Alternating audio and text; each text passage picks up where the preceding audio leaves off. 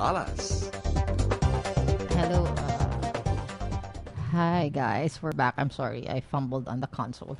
Anyway, so we're back. We're still telling you the story of Ariel, the nurse who went blind because of the eye drops that was laced with lye, and now she found herself asking herself one day that what is the quality of her how of her life, how is it, how did it get there? And then so the next question she did was to project herself out 20 years into the future and ask herself, is that what she want out of her life? And ever since then, um, for the first time in months, she said that instead of complaining to herself about what had happened to her, she instead found a purpose and a direction. And the first thing that she did was to call guide dogs for the blind.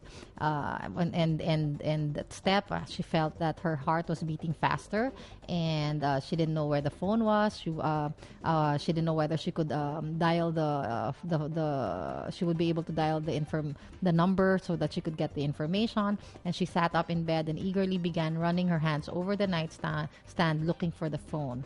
And it felt so good, according to her, to be excited about something. And that's what I'm saying. When you are down, when you're at the low point in your life, if it's ground zero for you, do something that will find your worthier goals. Don't just do something. Find a worthier goal that will make you excited, that will take you out of that darkness in your life.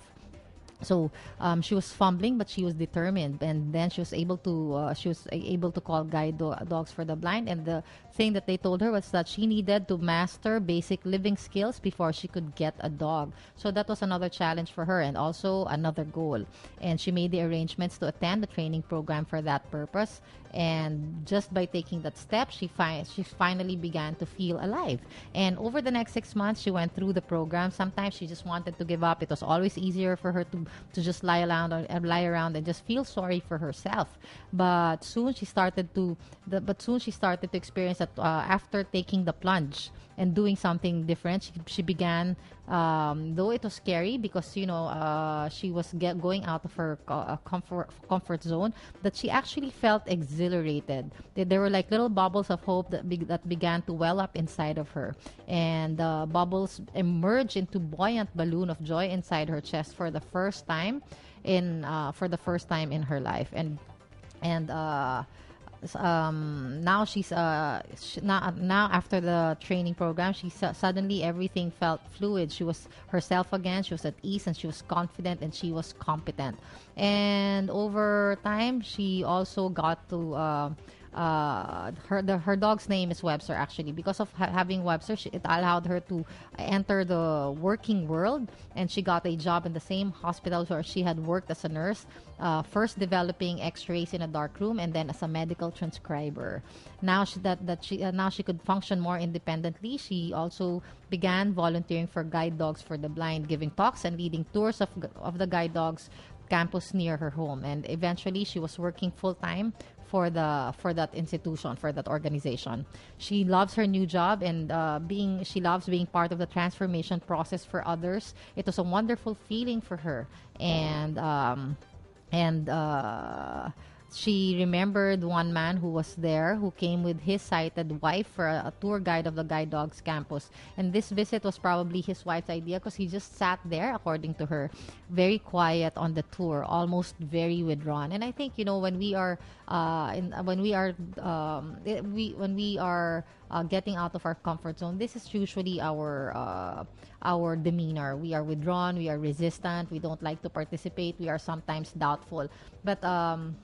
But it's only when we focus on our worthier goals, rather than on being a victim, that we find purpose in the effort in the effort for redirecting our lives. So now she said sometimes she doesn't anymore recognize herself. She lost Before she lost her sight, she considered herself a fairly happy person, but today Ariel is much happier and more empowered than ever, and on a more consistent basis, and from a more meaning-filled place. That's how she describes herself. She has a deeper sense of contentment and peace in her life now, and although she has lost her sight, her vision has become greater, and you won't get there until you choose to stop wallowing, until you choose to stop resisting the changes that had gone into your life. And speaking of changes, 2 weeks ago, that was one of the questions that I actually asked my that was actually one of my aha moment, that the reason why I am feeling this way is because I am unknowingly I'm not recognizing, and is resisting to recognize that change is taking place in my life. And that's what one of the causes of the emotional burden, or the emotional agony that I was going through. And immediately after that, I was able to reduce my, let's say, if there were about 10 reasons that was making me unhappy out of out of this new life that I am now living. With all my aha moments, I'm now just trying to deal with one more issue, and it's probably the abandonment. I've always pictured my life to be that I'll be spending it with a person that I love, and now all that has been taken away, and it's the one thing that I'm still trying to what do you call this, accept and also manage. And in the meantime, it doesn't mean that I should just stay in bed and feel a victim. So I have done other things in my life. I've pursued my other worthier goals, and I challenge everyone who was and is in the same state as I am, to who is also in ground zero, to take this journey with me. I challenge everyone, or invite everyone, to be part of my support system, that to be their support system as well, to take themselves from ground zero to happy for every reason, what they got a destination in their lives. And some of the things will still be with you, the one that you are coping from, but at least the other things are already unfolding in your life. And proof of that is that I remember I said that my worthier goals, I only have 3 worthier goals: my relationship, my prosperity, and my success. And my relationship did not go the way I wanted. It's probably ground zero, but I am looking forward to going out on dates later on, maybe, if I still want, or if I'm no longer fearful, and if my decision is based from a healthy perspective. But since I'm not yet over that, I decided to work on my success and my prosperity. And as Marcy Shimoff also said, and all the other law of attraction masters out there, that what you appreciate. And now this Wednesday, and as far as my prosperity goals are concerned, I'm now the food bazaar is already the business that I'm setting up. The food bazaar is about to take off. Actually, not this Wednesday, next Wednesday, because we still need manpower. By the way, we need cook, we need servers, we need cashiers, and I need at least about 3 or 4 people to for the different roles and functions that I will be needing for that food bazaar. But it's already there. I stand at the threshold of enjoying the beginning phases of the bringing prosperity into my life. I also lost a lot financially in this relationship, and one of the things that I had to realize, what the reason why it's always just seem to be in zero all the time, because I'm not putting in 1 peso each day, so to speak. So in my financial freedom, and now it's here. So that's one. And another one is, of course, the show. We are now working towards making further improvements. I was able to get myself a what do you call this? A manager who's now who shares the same vision as I, in terms of how we want to where we want this show to go, and how we want to share how we want this advocacy to touch more lives and more people out there. So we're working on that. So that's the next phase. And another one, the other business that we have been setting, which will be starting next February, is the call center that we're doing the maths now. And a long time ago, I would have never really thought that I would come into this point of my life where I'm gonna enjoy multiple successes, multi-income technology. But as I said, I had to do something alongside. I did not want to live in my pain. I did not want to feel like I am the victim in this relationship. And so I encourage everyone, what are your worthier goals? Look at your happiness continuum. Where are you at as far as are you in ground zero, or are you in your happy for every reason stake? So go for that worthier goal. Same way with Ariel, she decided after a year to stop wallowing and to ask herself all the hard questions, and to face her own truth, and ask herself, where does she want to go? Is that the life that she wants? And your spirit will always give you a resounding no if you are in a place, and if you are in an unhappy place. So let that be your guide, and your true self, your spirit will never lie to you. And then and so take that first step, asking yourself the hard questions, and then discover, or find out your worthier goals, and plant the steps in order for you to get there. Anyway, that's being solution focused for you. You have to, if you can start today with the no complaints day, go ahead. And normally we complain about our issues, and start with that. They're the most what they call this, common thoughts that we have every day, common everyday reactions. So try to take note of that, see what you can change, and try to do it one at a time, and see the what do you call this, the other side of what it's like to be what it's like to be in the no complaint side of the fence. Anyways, we have one more break, and we will continue with the book of Marcy Shimoff. This time we're taking up the solution focused person. Anyway, I will leave you with an exercise that hopefully you can use, you can use in order for you to claim your happiness. So I will be right back with you after this break. And now, we present our Voice of the Philippines life coach, Lorna Kapunan, and Law.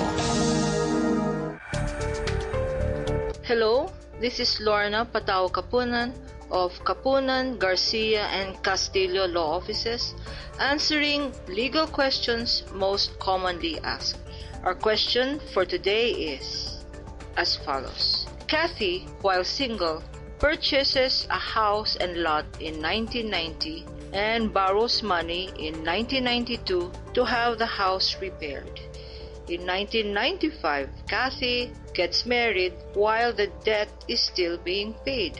The question is, after the marriage, is the debt still the responsibility of Kathy? Our answer there is no. The absolute community of property is liable for the anti-nuptial debts of either spouse insofar as the same redounded to the benefit of the family. This is under Article 94.7 of the Family Code. Since the debt is already the responsibility of the community property, because the property already constitutes absolute community of property under Article 91 of the Family Code, which took effect in 1988, while the house and lot were involved with purchase in 1990, then Kathy no longer becomes solely responsible for the debt contracted before the marriage, provided Kathy can show that the house and lot purchased from said debt redounded to the benefit of the family. If you have questions on this subject or similar subjects, do call me or email me at 846-6215 or at lpkapunan@kapunanlaw.com.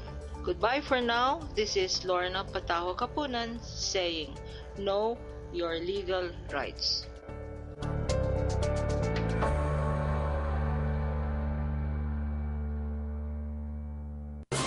From the Voice of the Philippines, this is the Business Page. Franco-Belgian bank Dexia had agreed to the nationalization of its Belgian banking division and secured state guarantees in a rescue that could pressure other Eurozone governments to strengthen their banking sectors. Belgium will pay 4 billion euros, that is $5.4 billion, to buy Dexia Bank Belgium. The largely retail Belgian division, which has 6,000 staff and deposits totaling 80 billion euros from 4 million customers. Dexia also secured state guarantees of up to 90 billion euros to secure borrowing over the next 10 years.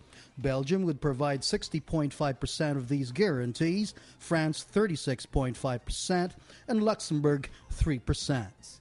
For the Voice of the Philippines, I'm Rafi Wenceslaw.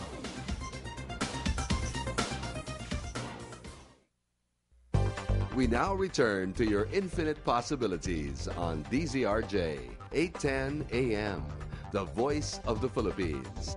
Here's your host, Francine de las Alas. All right, we have a minute to go. I'm off at 3:30, and this is, I told you just before I went off the air that I'm going to give you an exercise that you can probably use as far as a no complaints day. This is an exercise that a pastor from Kansas City came up with, and she said this guy, Pastor Bowen, handed out purple wristbands, so you can choose whatever wristbands you like. They represent the complaints that you have for the day, and the exercise that each time you find yourself complaining, move the wristband to the other side of to the other arm. The goal was to go for 21 days without complaining. In my case, 30 days. So you choose which one. If I were you, go for the 30 days. Make that stretch. And to make it more fun for you guys, the whole idea is to counter think. So if you're complaining about the traffic, think of, let's say, the Lo and Behold road, traffic-free road, something like that. And I'm sure you get the idea. So counter, switch your thought right away to the thought to the experience that you would prefer to think or feel at the moment that you find at the moment of the complaint. So there you go. So it's 3:30 now. There's another exercise that I want to share with you, but I will share that with you on Wednesday. In the meantime, you know what, guys? I encourage you go for your it's happy thought time. It's time to go for your worthier goals, your big dreams, and land all your big fulfillment. So this is Francine de las Alas. I hope to hear from you on Wednesday for your infinite possibilities. I'm now turning you over to the next show, to the next hour. So thank you very much for tuning in, Miss Mercado. Thank you very much for being the wind beneath my wings. You have been listening to Your Infinite Possibilities with Francine de las Alas. Your Infinite Possibilities is an exclusive presentation of DZRJ 810 AM, the Voice of the Philippines.